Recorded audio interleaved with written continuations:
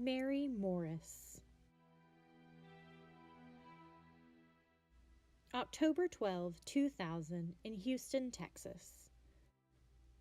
Mary Henderson Morris, 48 years old, left her home and headed to work.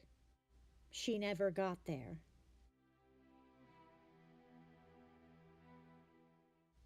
At approximately 5 p.m., a man driving an ATV in the area stumbled across the charred remains of a Chevrolet Lumina and called the police. When they responded, they found the unrecognizable body of Mary in the driver's seat. They were only able to confirm her identity through a tooth found on the scene.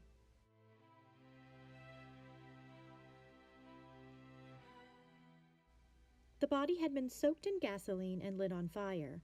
The police were able to determine that only Mary's wedding ring and purse had been taken. Other jewelry and valuables had been left behind. Everyone reported Mary to be kind and hardworking. No one could think of a single person who would want to hurt her. On October 13, 2000, a call came into the Houston Chronicle. The man simply said, "They got the wrong Mary Morris."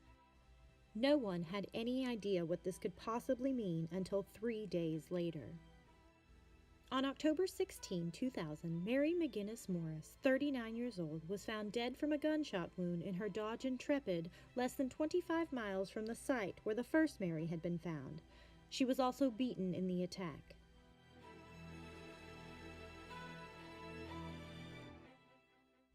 Mary McGinnis was a nurse practitioner. Like Mary, she was also married and also had a daughter. But unlike Mary, people may have wanted to harm Mary McGinnis. The message reportedly left with the newspaper had people thinking that maybe Mary had been murdered by a hitman who missed the mark. Perhaps Mary McGinnis was the real target. Fingers were very quickly pointed at Mary McGinnis's husband, Mike Morris. Their marriage was strained. The couple had recently moved from West Virginia, where Mary McGinnis had accused Mike of infidelity. Since moving to Houston, he still hadn't found a job and money was getting tight. Mike adamantly denies having anything to do with his wife's murder.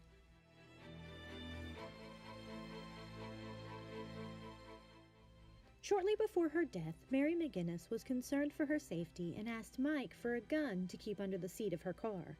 She asked him to teach her how to shoot it and to load it for her.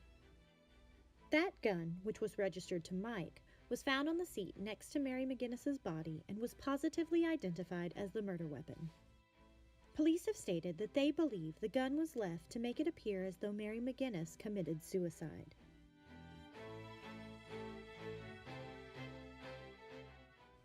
Mary McGinnis was frightened by a nurse that she worked with by the name of Dwayne Young. She told Mike, co-workers, and friends that she came into her office one day to find her picture frames turned around and a note that said, "Death to her." She accused Dwayne of the threat. The day of Mary McGinnis's death, she was out running errands. While at the drugstore, she called a friend and told her that a man in the store was making her feel uncomfortable. The next phone call made from Mary McGinnis's cell phone was 12 minutes later to 911.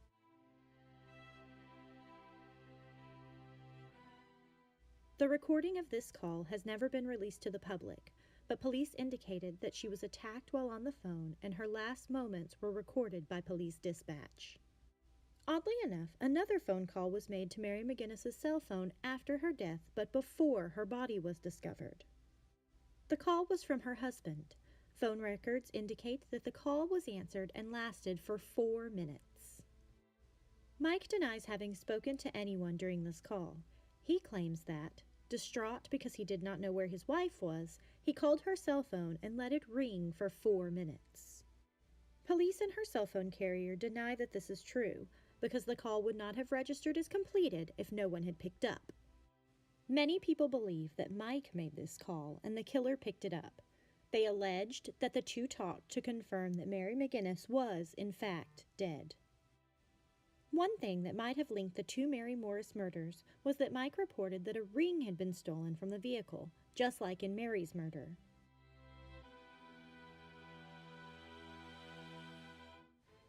Months later, Mike's daughter, from a previous relationship, was seen wearing the ring that he had reported as missing. When asked about it, Mike stated that he had found the ring in his home and had forgotten to inform the police. After his wife's death, Mary's husband, Jay, began receiving calls from an unidentified number. The male caller would ask for Mary. Jay, not knowing what to say, told him that Mary wasn't home. After speaking with police, Jay told the caller that Mary could be reached by calling another number. He gave the caller the number of the Harris County Sheriff's Department.